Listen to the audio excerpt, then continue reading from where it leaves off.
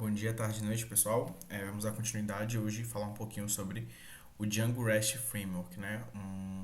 Uma extensão do Django para a criação de APIs do tipo REST. Vamos falar aí um pouquinho da introdução e configuração no geral. Então, já vou um pouquinho apresentar, né, na verdade, sobre o DRF, a gente pode chamar de DRF também, sobre a instalação dele, o uso de serializers e viewset, tá?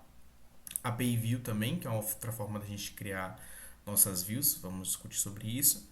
E os URLs, né, para endpoints, criar os endpoints aí através do DRF. Okay, let's go.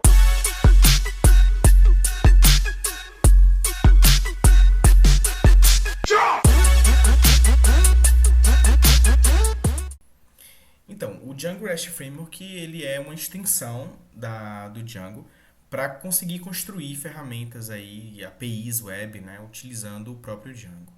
Então, ele fornece um conjunto de ferramentas e padrões que simplificam o processo de desenvolvimento de APIs RESTful em aplicações Django. Então, a gente vai simplificar tudo que a gente criou com essa extensão agora, tá? Para poder padronizar o nosso código e torná-lo possível de requisições do tipo de API, tá? Requisições nesse formato de APIs RESTful. Então, uma API são, voltando, né, a isso, dando uma revisão, é essa interface de programação de aplicativos que conecta essas duas partes, né? Conecta o back-end com o front-end. Diferente do que a gente estava fazendo, a API agora ela não vai responder com HTML, ela vai responder em algum formato diferente desse formato que é renderizado pelo navegador. Pode ser um tipo JSON, YAML, XML, tá? Outros formatos também, mas o que a gente vai utilizar é o JSON, que também é o mais comum, beleza? E aí, a partir da API, a gente consegue externalizar, ou seja, expor a nossa inteligência, o nosso back-end, para outros sistemas, que é o que vai acontecer na prática para a gente também, né? A gente está construindo uma API que duas aplicações vão utilizar. Quais são essas duas aplicações? É o site, né? O site vai utilizar o nosso back-end, as informações, a nossa lógica, o nosso banco de dados construídos através do back-end, e o aplicativo móvel também, né? Então vai ser um back-end só para dois sistemas diferentes, para o site e para o nosso aplicativo para celulares, aplicativos móveis, tá bom? E de onde é que vem esse REST, né? Então o REST ele vem de Representational State Transfer, que nada mais é que um padrão, um estilo utilizado no desenvolvimento de APIs para poder padronizar mesmo, tá? O desenvolvimento dessas APIs. E ele tem um conjunto de princípios aí falando sobre o design, sobre o foco na simplicidade, sobre escalabilidade, desempenho, enfim, e várias outras coisas também. E o RESTful é simplesmente uma API que segue esses padrões, tá? Então a gente tem esses padrões e o RESTful, a API RESTful, é a API que segue esses padrões. Então a gente tem nosso banco de dados que conversa com o nosso servidor. O nosso servidor conversa com essa API, que é esse meio, né, de conseguir transportar aqui essa informação, que conversa com outros sistemas do tipo front-end, né? Pode ser um site, pode ser um aplicativo mobile. E como é que a gente faz para poder dar os primeiros passos, né, com o Django REST Framework? Então, para instalar, como qualquer outro pacote em Python, é muito simples. A gente usa o instalador de pacotes do Python, né, o pip. Então, pip install e a gente passa como um parâmetro Django REST Framework tudo junto, tá? E a gente adiciona o REST Framework com underline em nosso installer de apps que fica lá em settings.py. Então, dentro do nosso projeto, a gente tem o settings.py, que já estamos familiarizados também.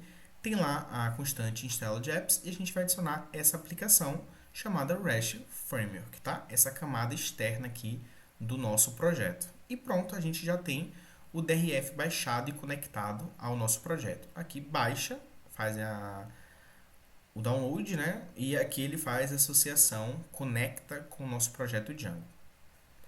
Beleza? Então, agora que o DRF está configurado, a gente pode começar a criar a nossa API. Primeiro, a gente vai precisar criar um arquivo chamado serializers.py em um desses nossos aplicativos Django que vão servir para poder disponibilizar essa API, tá? Para definir como é que os dados serão serializados e deserializados para as APIs. Como assim, né? Antes de trazer uma explicação mais detalhada, a gente agora não está trabalhando com HTML, a gente não está trabalhando com a página que vai ser renderizada, a gente está trabalhando com outro tipo de formato. Como é que a gente pode trabalhar esse formato para que as informações que vêm do Python sejam compreendidas pelo Flutter, por exemplo? Porque o Python a gente tem os nossos objetos, né? Os objetos que a gente criou, da classe que a gente criou, que é muito personalizável. Então, como é que a gente pode criar esses objetos e depois transportar eles para outras aplicações que vão usar outras tecnologias, né, outras linguagens? Como é que essas outras linguagens vão conseguir entender essas informações que estão em Python? E aí a gente vai para o conceito de serialização e deserialização, que é como preparar uma caixa para enviar algo e depois abrir essa caixa do outro lado, né, para ver o que foi enviado. Essa aqui foi uma analogia, né? Então, serializar seria o processo de transformar objetos em Python em um formato que possa ser enviado pela rede como formato JSON. E deserializar é o processo de transformar esses dados de volta em objetos Python, dentro aqui do Django, por exemplo, né? Mas seria também um processo de transformar esses dados em objetos de outra linguagem de programação, por exemplo, para que essa outra aplicação consiga entender e usar, tá bom? Então, um serializador é uma classe que vai definir como esses objetos em Python devem ser convertidos em JSON. Bem tranquilo. Essa é uma parte de da gente conseguir converter os nossos objetos, né, que estão representando os registros no banco de dados, em um formato que a gente consiga exportar, tá bom? Que a gente consiga conversar com outros sistemas através da web.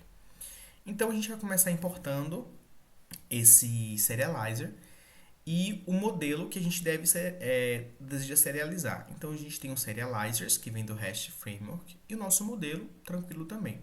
E a gente define essa classe, usei como exemplo aqui minha model serializer, tá? Então poderia ser o nome dessa model serializer, é um padrão bastante utilizado, e a gente herda de model serializer, tá bom? E a gente tem uma classe interna meta aqui para a gente só poder identificar, especificar qual é esse modelo do qual a gente vai serializar essas informações e quais campos que vão ser serializados, quais campos que vão entrar nesse conjunto aqui de informações que vão ser convertidos, tá?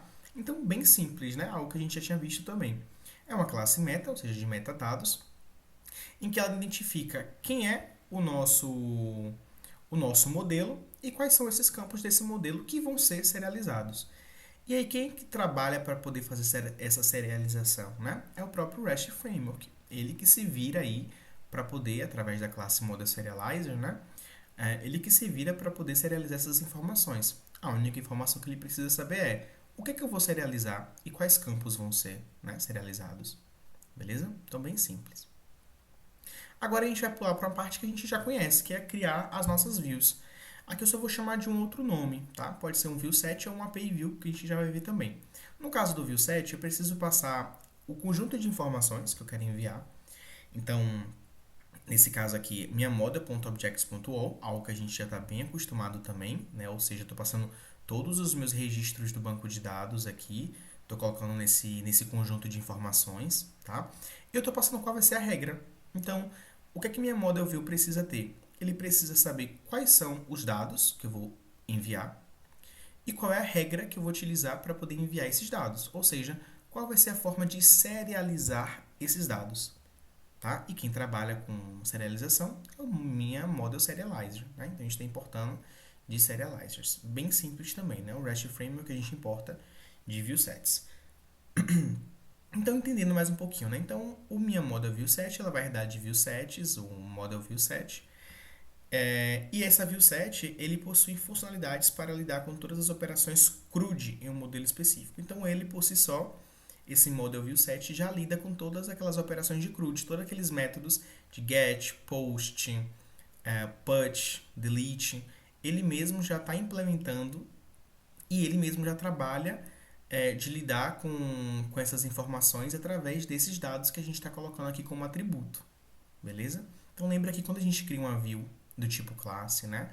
Um class based view lá, que a gente aprendeu o CBV, a gente não precisa definir quais são os métodos, então def get, def post, porque se acontecer de do usuário fazer uma requisição do tipo GET, ele vai entrar automaticamente naquele método dfGet. E aí vai acontecer o que estiver sendo explicitado dentro da lógica, na verdade, daquele bloco de GET. Né? Aqui é a mesma coisa, só que a gente não está precisando implementar.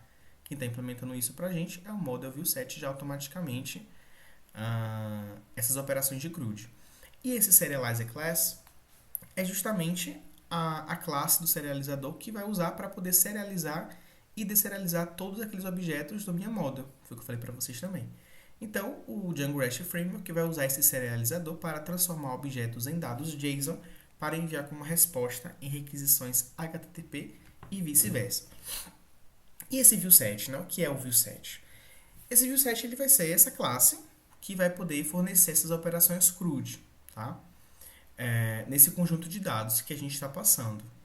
Então, ele oferece uma abordagem mais organizada e simplificada para a criação de APIs RESTful. Então, ele também já segue alguns padrões, né? Do tipo de API, do tipo REST, do estilo REST, em comparação com essas views que a gente já estava trabalhando antes. E a diferença, né? Então, agora a gente tem uma outra maneira de criar essas views, que é com a API View. A gente tinha duas maneiras de criar views também, né? A gente tinha a partir de classes e a partir de funções. Aqui é a mesma coisa. Então, enquanto a viewSet ela fornece operações CRUD padrão, mas com a implementação já feita, a API View ela vai deixar que a gente especifique qual vai ser o bloco de instrução de cada método, que foi o que a gente já tinha visto antes quando estava trabalhando com classe, tá bom? Então, a gente define explicitamente esses métodos HTTP, tá? E as lógicas correspondentes dentro da classe da view. Então, resumindo, enquanto o viewSet ele já fornece essas operações para a gente com menos código, essa API View acaba se tornando mais flexível, porque ele possibilita que a gente especifique qual é o código que vai ter em cada método, tá?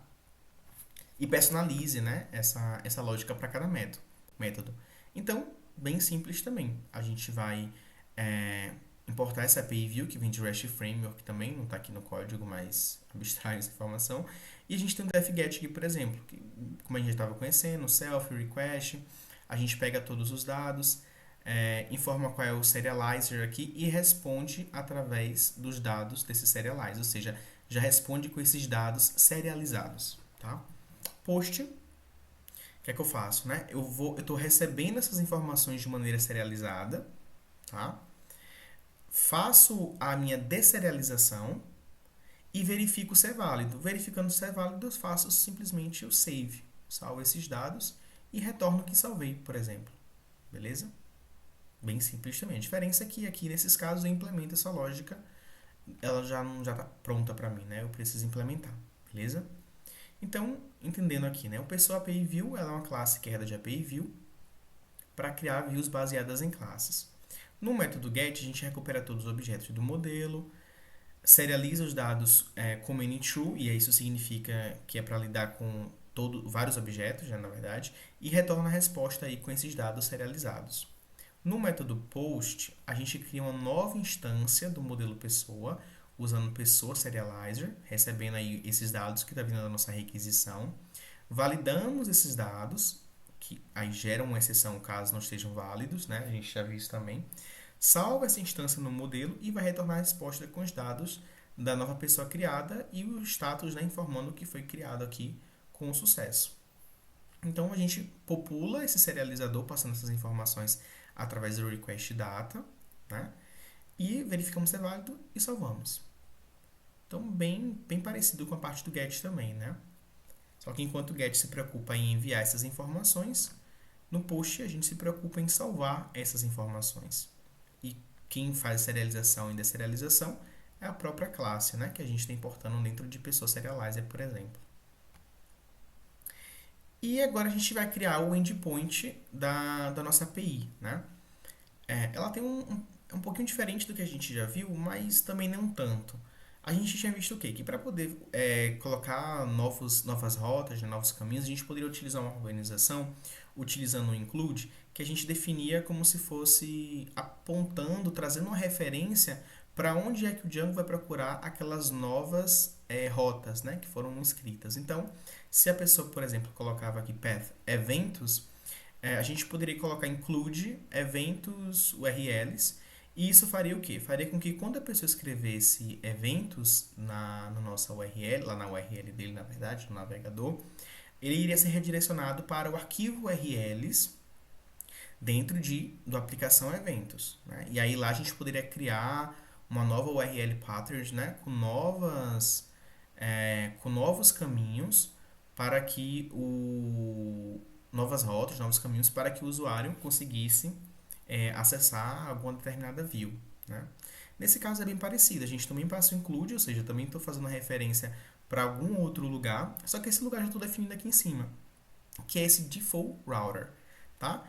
E aí, esse default router eu consigo registrar essas minhas rotas. Então, estou registrando uma rota chamada minha API e eu passo justamente a view que eu quero passar, né? Justamente a view que vai lidar, na verdade, com essa rota. Então, quando eu escrevo API barra, ele vai ser redirecionado para esse router. Aí ele vai procurar dentro desse router o próximo caminho, né, que vem depois dessa barra. Se eu escrevo minha API, ele vai achar aqui, né, nesse router registra e vai associar com essa view. Beleza? Algo bem tranquilo também. Então, esse aqui é o padrão que o REST Framework utiliza para poder lidar com isso. E por que a gente usa o router, né? Então, vamos entender, né? Então, o default router ele cria essa instância do roteador padrão do Django REST Framework. Na parte de registrar, a gente vai estar registrando essa minha moda viewSet no roteador, associando com essa URL minha API, né? Com essa parte da URL, esse caminho aqui minha API. E aí isso vai criar automaticamente as URLs necessárias para as operações CRUD da API relacionadas ao modelo minha model. Então essa aqui que é a parte importante, né, da gente estar utilizando o router, porque ele automaticamente ele já vai criar para a gente essas URLs para poder fazer essas operações, que na verdade são esses métodos HTTP, né, do tipo get, post, put, delete, beleza? E aí, ele criando isso aqui automaticamente, ele fica mais fácil depois para poder pesquisar dentro da minha view qual é o método, né, que ele quer utilizar. Então, de novo, Django REST Framework facilitando aí para a gente a criação de rotas, né? Então, ele facilitou na criação lá com viewsets da chamada dos nossos métodos HTTP e agora ele está facilitando junto com o router a parte de criar as rotas para poder acessar esses métodos HTTP. Então, resumindo, ele é uma ferramenta que vai facilitar essa criação de URLs para as views baseadas em viewsets. Então, ele simplifica o processo de criação de rotas para operações CRUD, né, em objetos do nosso modelo. O default router ele é um padrão fornecido, né, pelo Django REST Framework e ele é usado para criar essas rotas automáticas para views baseadas em viewsets. As rotas geradas incluem rotas para listagem, criação, detalhamento, atualização e exclusão de objetos no modelo associado a viewset. Que taran, é tudo que a gente vai utilizar, né? Na verdade, a gente vai utilizar mais a listagem e o detalhamento, né, através da nossa API. Então, a gente vai conseguir utilizar aí, de maneira simples essas rotas aí através do Django REST Framework. A gente já viu um exemplo disso, tá? Mas, por exemplo, se eu tiver uma viewset chamada minha model viewset para manipular objetos do modelo minha model, o default router criará automaticamente essas rotas aqui. Uma rota para listar, uma rota para criar, para detalhar, para atualizar, para excluir. Agora perceba que rotas está sendo a mesma, mas ele faz coisas diferentes. Então a minha model, estou repetindo ela duas vezes aqui. Essa aqui é diferente porque tem esse ID, né? Mas aqui ela tá pura, não tem nada, então se eu escrevo lá na rota da API, no nosso URL, minha model, eu já tenho duas possibilidades. Eu posso listar, eu posso criar. O que é que vai diferenciar, né? Se eu vou listar ou se eu vou criar? Justamente o método HTTP que a gente está enviando através da nossa requisição. Se eu estou fazendo uma requisição do tipo GET, ele reconhece que é uma request.get e aí ele vai trabalhar com a URL minha model, só que do tipo no método GET. Se for para criar um objeto, eu vou mandar uma requisição do tipo POST e ele vai fazer trabalhar com essa view relacionada a essa URL aqui, mas no tipo POST, tá? Então a gente não vai precisar mais fazer aquele minha model barra create, minha model barra update. Não vamos precisar mais fazer isso. tá? A gente só coloca e aí o que vai definir o que vai acontecer é simplesmente o método que está sendo enviado através dessa request, tá? Para o caso do ID é a mesma coisa, né? Temos três IDs diferentes aqui para detalhar um objeto específico, então eu preciso passar qual é a minha model e esse objeto específico, né? Para atualizar e para excluir. O que vai diferir criar uma diferenciação aqui entre essas rotas é justamente o método que eu estou utilizando, né? Se é um método tipo get, put ou delete. Bem simples também. Então pronto.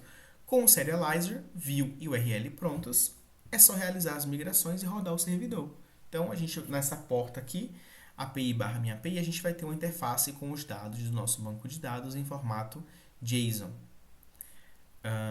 Bora ver aqui então. Então aqui eu tenho uma lista, perceba que tem uma interface do Django REST Framework, que é algo bem bonitinho também, bem intuitivo, né?